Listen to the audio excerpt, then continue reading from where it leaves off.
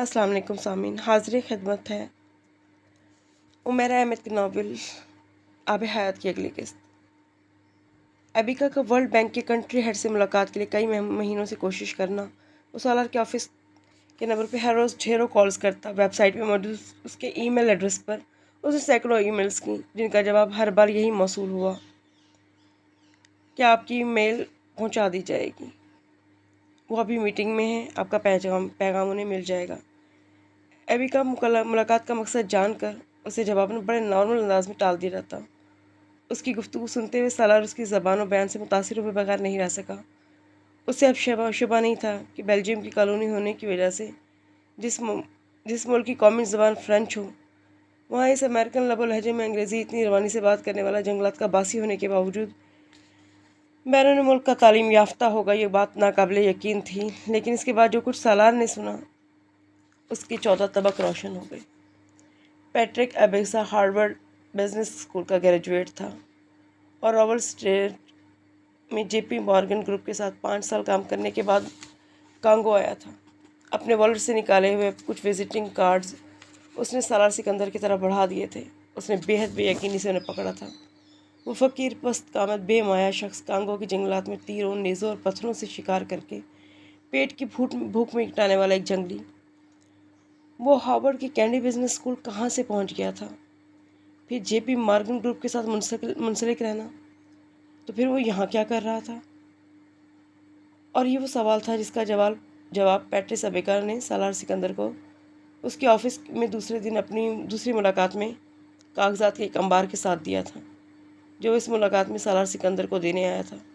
Patrick ابیکا کا 10 سال کی عمر میں لوموکا میں ایک بچے کے طور پہ ایک مشنری سے متعارف ہوا تھا، جو اسے اپنے ساتھ کانگو کے جنگلات میں سے وہاں کے لوگوں سے رابطہ اور کمیونیکیشن کے لیے ساتھ لے کر پھرتا رہا، اور پھر سے اس حد تک اس بچے کے ساتھ لگاؤ ہو گیا کہ بیماری کی وجہ سے کانگو چھوڑنے پر بھی وہ ابیکا کو اپنے ساتھ امریکہ لے گیا، جہاں اس نے اس کا نام پیٹرس رکھ دیا، ایک نیا مذہب بھی۔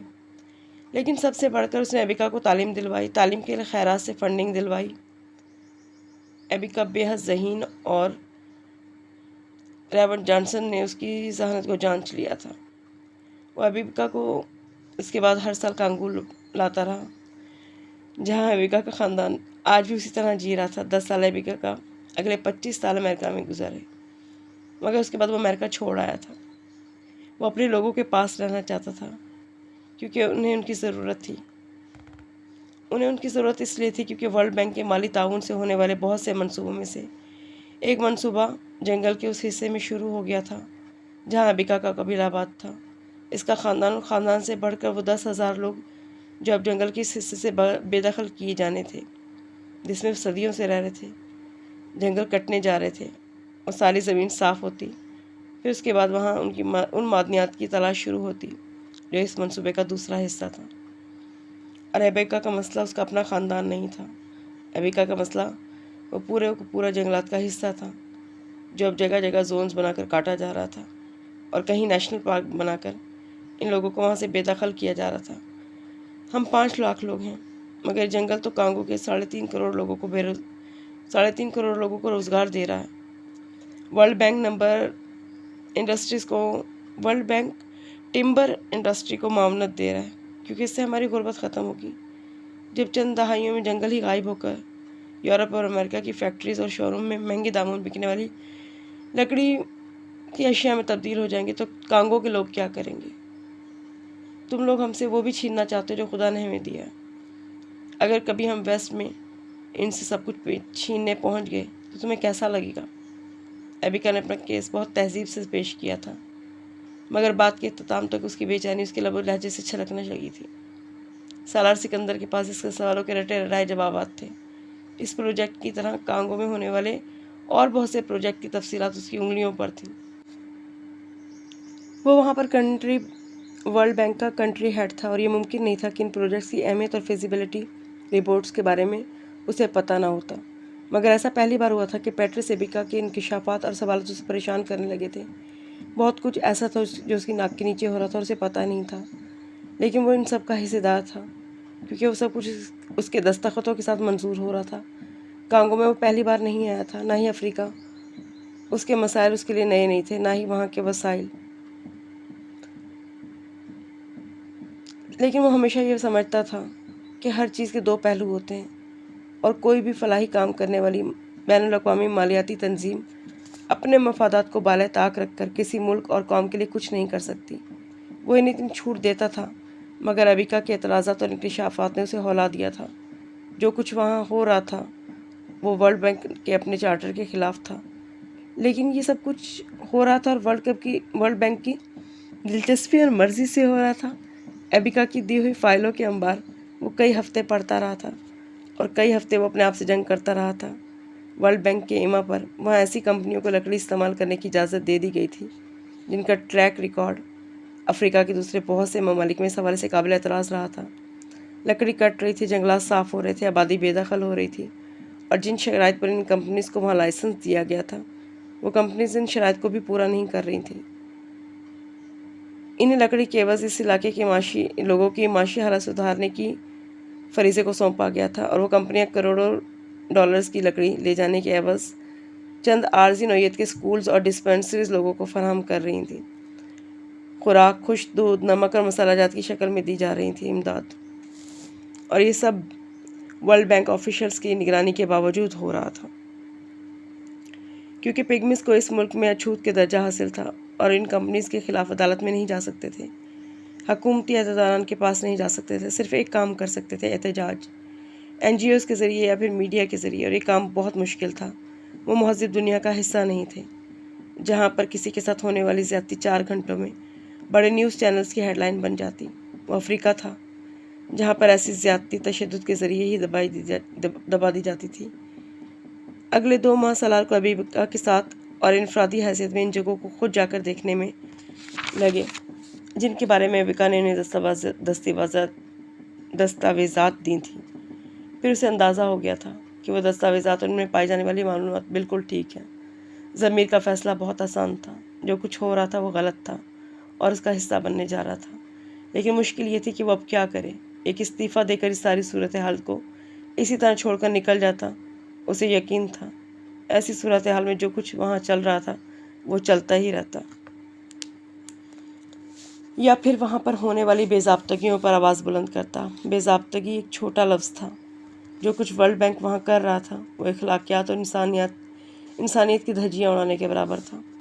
افریقہ میں ابیکا سے ملنے کے بعد زندگی میں پہلی بار سالار سکندر نے نبی کریم صلی اللہ علیہ وسلم کے آخری خطبے کے ان الفاظ کو سمجھا: کسی کالے کو گورے پر اور کسی گورے کو کالے پر کوئی سبقت حاصل نہیں۔ وہ ہمیشہ ان الفاظ کو صرف ذات، برادری اور اونچ نیچ کے حوالے سے دیکھتا رہا تھا۔ وہ پہلی دفعہ اس سیاہ فارم آبادی کا حال اور استحصال دیکھ رہا تھا جو اس دنیا کے ایک بڑے خطے پر بستی تھی، معدنیات اور قدرتی وسائل سے مالا مال خطہ، اور پھر اس گوری آبادی کی ذہنی پسماندگی اور ہوس کو دیکھ رہا تھا جس کا وہ بھی حصہ تھا، اور اسے خوف محسوس ہوا تھا۔ کیا نبی کریم صلی اللہ علیہ وسلم کے الفاظ آنے والے زمانوں کے حوالے سے اس خطے اور اس سیاہ فارم آبادی کے حوالے سے کوئی پیشن گوئی تھی، یا کوئی تنبیہ جسے صرف سفید فارم لوگ ہی نہیں مسلمان بھی نظر انداز کیے ہوئے تھے؟ صدیوں پہلے غلامی کا جو طوق سیاہ فارم کے گلے سے ہٹا لیا گیا تھا، 21ویں صدی کے مہذب زمانے میں افریقہ میں استعماریت نے وہ طوق ایک بار پھر گلے میں ڈال دیا تھا، اور انہیں سیاہ فارم پست قامت لوگوں میں سے ایک پیٹرکس ابیکا تھا جو امریکہ جیسے ترقی یافتہ ملک میں اپنی زندگی کے 25 سال گزارنے کے بعد وہاں سے اس سیاہ دور میں لوٹ آیا تھا، صرف اپنے لوگوں کی بقا کے لیے۔ بقا کے لفظ کا مفہوم سالار سکندر نے پیٹرس ابیکا سے سیکھا تھا، اور اس بقائے باہمی کے لیے کیا کیا قربان کیا جا سکتا ہے وہ بھی وہ ابیکا سے ہی سیکھ رہا تھا۔ زندگی میں اسے تقویٰ کا مطلب ہی اسی شخص نے سمجھایا تھا جو مسلمان نہیں تھا، وہ تقویٰ جس کا ذکر آخری خطبے میں تھا اور جس کو فضیلت حاصل تھی رنگ، نسل، ذات پات، ہر اس دنیاوی شے سے جسے برتر سمجھا جاتا تھا۔ پیٹرس ابیکا کو اللہ کا خوف تھا۔ لادین سے کیتھولک اور کیتھولک سے پھر لادین ہونے کے باوجود اللہ سے ڈرتا تھا، اسے مانتا تھا، اس کی عبادت بھی کرتا تھا، اس سے مانگتا بھی تھا، لیکن وہ یہ کام کسی گرجے، مندر یا مسجد میں نہیں کرتا تھا۔ کانگو میں اپنے ان لوگوں کے ساتھ انسانیت سے گرا ہوا سلوک ہونے کے باوجود وہ انسانیت کا درد رکھتا تھا، ایماندار تھا اور اخلاقی برائیوں سے بچا ہوا تھا۔ مگر پیٹرس ابیکا کی سب سے بڑی خوبی یہ تھی کہ وہ ترغیبات کو خدا خوفی کی وجہ سے چھوڑتا تھا اور وہ نفس پرست نہیں تھا، وہ طمع زدہ بھی نہیں تھا، اور سالار سکندر بہت بار اسے سمجھ نہیں پاتا تھا۔ ابیکا کا بلا شبہ غیر معمولی انسان تھا وہ ایک، اور وہ اگر سالار سکندر کو متاثر کر رہا تھا تو وہ کسی بھی انسان کو کر سکتا تھا۔ وہ دنیا کے دو ذہین ترین انسانوں کا آمنا سامنا تھا، یہ کیسے ممکن تھا ایک دوسرے کو متاثر نہ کرتے؟ سالار سکندر، میں اپنی زندگی میں تم سے زیادہ قابل اور ذہین انسان سے نہیں ملا۔ ابیکا نے 1 مہینے کے بعد سالار کے ساتھ ہونے والی کئی ملاقاتوں کے بعد جیسے اس کے سامنے اعتراف کیا تھا۔ سالار صرف مسکرا کر رہ گیا تھا۔ میں خود انٹرنیشنل آرگنائزیشنز میں کام کر چکا ہوں اور ان میں کام کرنے والے بہت سے افراد سے ملتا بھی رہا ہوں، لیکن تم ان سب سے بہت مختلف ہو۔ مجھے یقین ہے تم میری مدد کرو گے۔ تعریف کا شکریہ، لیکن اگر تم اس خوشامد کا سہارا میری مدد کے لیے لے رہے ہو اور تمہارا خیال ہے کہ میں تمہارے منہ سے یہ سب سننے کے بعد آنکھیں بند کر کے تمہاری خاطر اس صلیب پر چڑھ جاؤں گا، تو میرے بارے میں تمہارا اندازہ غلط ہے۔ میں جو بھی قدم اٹھاؤں گا سوچ سمجھ کر اٹھاؤں گا۔ ابیکا کا اس فیاضانہ تعریف کو خوشامد قرار دینے کے باوجود سالار سکندر جانتا تھا ابیکا کو اس کی شکل میں اور اس کی پوزیشن پر واقعی ایک مسیحا مل گیا تھا۔ مسیحا بھی وہ جو ورلڈ بینک میں کام کرنے کے باوجود اپنا ضمیر زبردستی بے ہوش تو کر سکتا ہے، سلا نہیں سکتا۔ تمہارا سینس آف ہیومر بہت اچھا ہے، ابیکا نے جواباً مسکراتے ہوئے کہا۔ یہ چیز مجھ میں نہیں پائی جاتی، سالار نے ترکی بترکی کہا، اور جس صورتحال میں تم مجھے ڈال کے بیٹھے ہو اس کے بعد تو اگلے کئی سالوں میں بھی پیدا ہونے کے امکانات نہیں ہیں۔ میں بہت سارے مسلمانوں کے ساتھ پڑھتا رہا ہوں، کام کرتا رہا ہوں، ملتا رہا ہوں، مگر تم ان سے بہت مختلف ہو۔ وہ عجیب تبصرہ تھا، یہ کم از کم سالار کو لگا تھا۔ میں کس طرح مختلف ہوں؟ وہ پوچھے بغیر نہیں رہ سکا۔ تم ایک اچھے مسلمان ہونے کے ساتھ ساتھ اچھے انسان بھی ہو۔ جن سے میرا واسطہ پڑا وہ اچھے مسلمان ہوتے تھے یا اچھے انسان؟ سالار کچھ دیر تک بول ہی نہیں سکا، بولنے کے قابل کہاں چھوڑا تھا افریقہ کے اس بے دین انسان نے۔ اچھا مسلمان تمہاری نظر میں کیا ہے؟ سالار نے بہت دیر خاموش رہنے کے بعد اس سے پوچھا۔ تمہیں میری باتیں بری تو نہیں لگتی؟ ابیکا یکدم محتاط ہوا۔ نہیں، مجھے تمہاری بات انٹرسٹنگ لگی، مگر تمہاری زبان سے ادا ہونے والا یہ پہلا جملہ تھا جس میں تمہاری کم علمی چھلکی۔ اس بار ابیکا الجھا۔ وہ مذہب ڈسکس کرنے کے لیے نہیں ملے تھے، لیکن مذہب ڈسکس ہو رہا تھا۔ وہ مذہب پر بحث نہیں کرنا چاہتے تھے اور مذہب پر بحث ہو رہی تھی۔ اچھا مسلمان جو پریکٹسنگ ہو، باعمل ہو، ساری عبادات کرتا ہو، پورک نہیں کھانا، شراب نہیں پینا، نائٹ کلب میں نہیں جانا، میرے نزدیک وہ ایک اچھا مسلمان ہے، جیسے ایک اچھا عیسائی اور ایک اچھا یہودی۔ ابیکا کو اندازہ نہیں تھا وہ اپنی کم علمی میں جو باتیں کہہ رہا ہے وہ سالار سکندر کو شرمسار کرنے کے لیے کافی تھی۔ رنج اپنے لیے نہیں ہو رہا تھا، اپنے مذہب کے پیروکاروں کے تعارف پر ہو رہا تھا، یعنی کوئی فرق ہی نہیں رہا تھا صرف عبادات اور باعمل ہونے پر۔ ایک کم علم شخص کے ذہن میں مسلمان، عیسائی اور یہودی میں وہ لمحہ ذاتی حیثیت میں سالار کے لیے سوچنے کا تھا۔ ابیکا اسے اچھا انسان بھی مان رہا تھا اور اچھا مسلمان بھی۔ کیا واقعی وہ اس معیار پر پورا اترتا تھا کہ ایک باعمل یہودی یا عیسائی سے اپنی شناخت الگ رکھ پاتا؟ کانگو کے اس جنگل میں ابیکا کے ساتھ بیٹھے سالار نے کبھی مذہب کو اس زاویے سے نہیں دیکھا تھا جس زاویے سے پیٹرس ابیکا دیکھ رہا تھا۔ یہ بدقسمتی کی بات ہے، یہ صرف اتفاق کہ مجھے اپنی زندگی میں کبھی مسلمان اچھے نہیں لگے، اچھے عیسائیوں اور اچھے یہودیوں سے اچھے تجربات نہیں ہوئے۔ وہ مجھے کبھی متاثر نہیں کر سکے، اور جنہوں نے متاثر کیا اور جنہیں میں آج بھی اچھے انسانوں کی فہرست میں شمار کر رکھتا ہوں، وہ کبھی مذہبی نہیں تھے، باعمل نہیں تھے۔ ریورنڈ جانسن کے بارے میں تمہارا کیا خیال ہے؟ سالار نے بے ساختہ کہا۔ ویل، ابیکا کا کہہ کر مسکرایا تھا۔ ان کے مجھ پر بہت احسانات ہیں، لیکن وہ بھی کبھی میرے آئیڈیل نہیں بن سکے۔ کیوں؟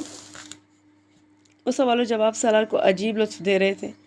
ان احسانوں کی قیمت تھی، وہ مجھے کرسچن بنانا چاہتے تھے۔ جب میں نے وہ مذہب اختیار کر لیا تو پھر انہوں نے وہ سارے احسانات ایک کرسچن بچے پر کیے، ایک انسان کے طور پر، صرف انسان سمجھ کر تو نہیں۔ انہوں نے میرے لیے کچھ بھی کیا تھا۔ مذہب کسی کے دماغ اور دل میں زبردستی نہیں ڈالا جا سکتا۔ میں یونیورسٹی جانے تک چرچ جاتا رہا، پھر نہیں گیا، ابیکا مدھم انداز میں کہہ رہا تھا۔ شاید اسے ریورنڈ جانسن کو مایوس کرنے پر افسوس بھی تھا اور پچھتاوا بھی۔ میں نے تھوڑا بہت مذہب کا مطالعہ کیا ہے، سب اچھے ہیں، لیکن پتہ نہیں جو انسان ان مذہب کا پیروکار ہو جاتا ہے وہ اپنی اچھائیاں کیوں کھو بیٹھتا ہے۔ تمہیں لگ رہا ہے میں فلاسفر ہوں؟ ابیکا بات کرتے کرتے اسے احساس ہوا تھا سالار بہت دیر سے خاموش تھا۔ اسے لگا وہ شاید اس کی گفتگو میں دلچسپی نہیں لے رہا۔ نہیں، اتنا فلاسفر تو میں بھی ہوں، سالار نے مسکرا کر کہا۔ تم امریکہ سے یہاں واپس کیسے آئے؟ سالار نے اسے سوال کیا جو اسے اکثر الجھاتا تھا۔ ایک چیز جو میں نے ریون جانسن سے سیکھی تھی وہ اپنے لوگوں کے لیے اثار تھا، اپنی ذات سے آگے کسی کے لیے سوچنا تھا۔ امریکہ بہت اچھا تھا، وہاں میرے لیے مستقبل تھا، لیکن صرف میرا مستقبل تھا، میری قوم کے لیے کچھ نہیں تھا۔ میں کانگو کا پست قامت حقیر سیاہ فارم۔ میں امریکہ میں بھی کانگو کا پلگمی ہی رہا، لیکن کانگو میں کچھ اور بننے کا خواب لے کر آیا ہوں، ابیکا کہہ رہا تھا۔ اور وہ کیا ہے؟ سالار کو پھر تجسس ہوا۔ کانگو کا صدر بننے کا؟ سالار کے چہرے پر مسکراہٹ آئی۔ تم ہنسے نہیں، ابیکا نے جواباً کہا۔ تم نے ایسی کوئی بات ہی نہیں کی کہ میں ہنس پڑوں۔ ہارورڈ کینڈی اسکول میں پڑھنے کے بعد تمہیں اتنے ہی بڑے خواب دیکھنے چاہیے تھے۔ ابیکا اس کی بات پر مسکرا دیا تھا۔ وہ مہینے سالار کے لیے بے حد پریشانی کے تھے۔ کیا کرنا چاہیے اور کیا کر سکتا تھا کے درمیان بہت فاصلہ تھا۔ وہ ابیکا کی مدد نہ بھی کرتا تب بھی جتنی جافشانی سے وہ اپنے حقوق کے لیے جنگ لڑ رہا تھا، سالار کو یقین تھا جلد یا بدیر ورلڈ بینک کے چہرے پر کالک ملنے والا ایک بہت بڑا اسکینڈل آنے والا ہے۔ حفاظتی اقدامات کا وقت اب گزر چکا تھا۔ پیٹرس ابیکا صرف کنگلا یا سواحلی بولنے والا ایک پست قامت سیاہ فام نہیں تھا جسے کانگو کے جنگلات تک محدود رکھا جا سکتا۔ وہ امریکہ میں اپنی زندگی کا ایک بہت بڑا حصہ گزارنے والا شخص تھا جس کے بہت سارے کانٹیکٹس تھے۔ وہ رابطے وقتی طور پہ اگر اس کے کام نہیں بھی آ رہے تھے تو بھی اسے ابیکا کمزور نہیں پڑ رہا تھا، بلکہ کئی حوالوں سے زیادہ طاقتور بن کر ابھر رہا تھا۔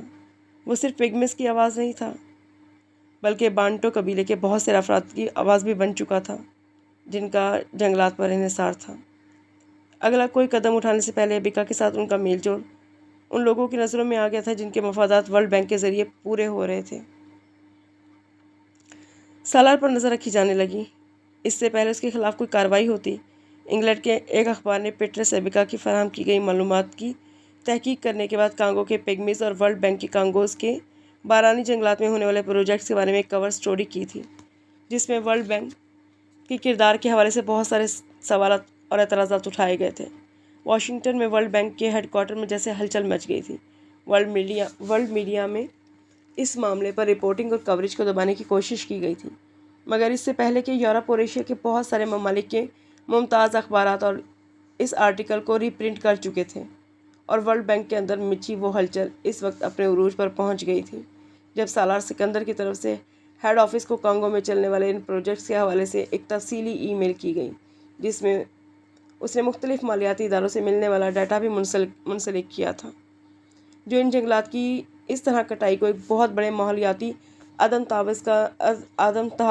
توازن کا پیش خامہ قرار دیا جا چکا تھا۔ یہ ایک انسانی المیہ کے علاوہ ایک بہت خوفناک صورتحال تھی۔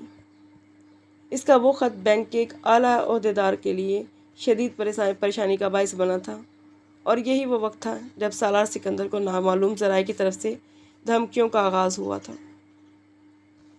وہ پروجیکٹس جو انہیں چلانے والی کمپنیوں کو اربوں ڈالرز کی آمدنی دے رہے تھے، بینک کے اپنے کنٹری ہیڈ کی مخالفت کا باعث بنتے تو وہ کمپنیز اور ان کے پیچھے کھڑی بین الاقوامی طاقتیں خاموش تماشائی نہیں بنی رہ سکتی تھیں۔ کوئی عام صورتحال ہوتی تو اس وقت تک سالار سکندر سے استعفیٰ لے کر اسے بڑے حد تک امیز انداز سے ملازمت سے فارغ کیا جا سکتا ہوتا، مگر اس وقت اس کا استعفیٰ انٹرنیشنل میڈیا کے تجسس کو اور بھی ابھار دیتا۔ وہ طوفان جو بھی چائے کی کپ میں آیا تھا اس سے باہر آ جاتا۔ اسی ای میل کے جواب میں سالار سکندر کو ایک تنبیہ کی صورت میں دیا گیا جو سادہ لفظوں میں خاموش ہو جانے کی تاکید تھی، اور سالار کے لیے غیر متوقع نہیں تھا۔ بینک نے نہ صرف اس کی ای میل میں ہونے والے اس تجزیے کو ناپسند کیا تھا، بلکہ پیٹرس ابیکا کی فراہم کی جانے والی بنیاد پر گارڈین میں شائع ہونے والی کور سٹوری کا ملبہ بھی اسی کے سر ڈالتے ہوئے اسے ابیکا کا اور اس سٹوری میں استعمال ہونے والی معلومات کا منبع قرار دیا گیا تھا۔ یہ الزام سالار سکندر کے پروفیشنل کام پر ایک دھبے کے مترادف تھا۔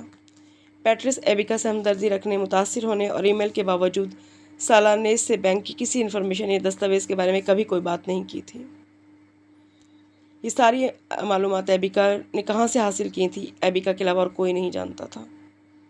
اسے تنبیہ کے جواب میں سالار نے بینک کو اپنے استعفے کی پیشکش کی۔ اسے اب محسوس ہو رہا تھا کہ اسے مانیٹر کیا جا سکتا ہے۔